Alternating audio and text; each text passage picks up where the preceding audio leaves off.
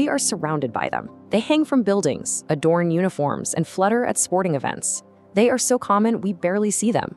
And yet, these simple pieces of cloth hold a profound power, a power to unite, to divide, and to define who we are. This quote lays bare the almost primal force a flag can exert. It speaks to an emotion so deep that people will rally beneath it and even sacrifice their lives for it. But how? How does it make this incredible journey from fabric to sacred icon? And that really is the central mystery. At its core, it's just thread and dye. So how does this ordinary object become vested with such extraordinary power over our hearts, our loyalties, and our minds? To understand this phenomenon, we need to look past the grand ceremonies and into the quiet backdrop of our lives. This is where we find a theory from social psychologist Michael Billig, one he called Banal Nationalism. The key, Billig argued, is the word banal, meaning commonplace, even mundane. He believed nationalism's true strength isn't found in passionate speeches, but in the constant, quiet hum of daily life, an ideology woven so deep into our world that we cease to notice it's there at all. He called this process flagging. It's the millions of subtle reminders that reinforced our national identity. Think about it. The flag over the post office, the anthem before a game, a politician referring to the homeland, the symbols printed on our money. Each one is a small, subconscious stitch binding us to a collective we. But here is the critical insight that Billig offered. Banal does not mean benign. This quiet, everyday nationalism is like a sleeping giant. It rests dormant in times of peace, but in a moment of crisis, it can be awakened, transforming into a passionate, powerful, and sometimes devastating political force. To see this theory in action, let's turn to recent history. We begin in post-genocide Rwanda, a nation forced to confront a symbol it desperately needed to forget. On the left, the flag of Rwanda from 1962, but that large letter R became irrevocably associated with the Hutu power movement and the horror of the 1994 genocide.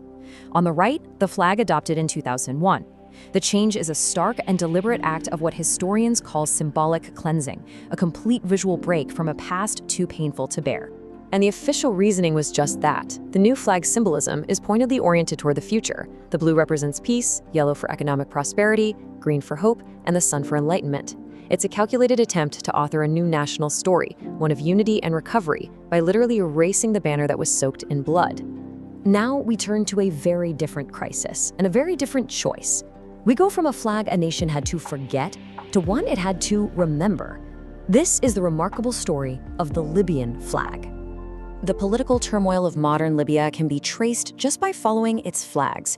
It began with the independence flag in 1951. After Muammar Gaddafi seized power in '69, that was replaced. And then in 1977, Gaddafi did something completely unheard of. He introduced a solid green banner. For more than 30 years, it was the only single-color national flag on Earth. It wasn't designed to represent the people or the regions of Libya. It existed solely to represent the personal political philosophy of Gaddafi as laid out in his Green Book. The flag was the regime.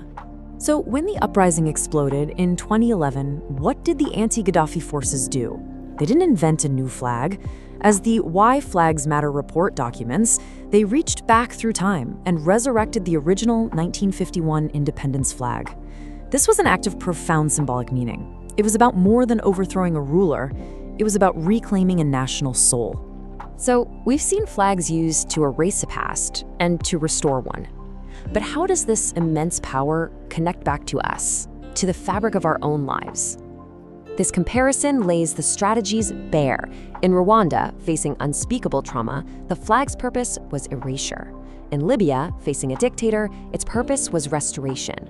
And in a place like Ghana, emerging from colonial rule, its purpose was creation, forging a brand new identity in the light of freedom. So what makes a symbol potent? According to the North American Vexillological Association, one of the most important principles is simplicity. For a flag to truly take hold in the public consciousness, it must be so simple that a child can recall it and draw it from memory. Its power lies in that ease of recognition. And that brings us right back to the idea of banal nationalism. Think about it for a moment. On your way to work, scrolling through your phone, watching the news, how many times did a national flag flicker past your eyes? How many times were you flagged today without even noticing? Because in the end, flags are not just passive decorations. They are active instruments in our world. They are the silent, ever-present storytellers of our national identity, working quietly in the background of our lives, shaping our sense of who we are, where we belong, and what, when the time comes, we might be willing to fight for.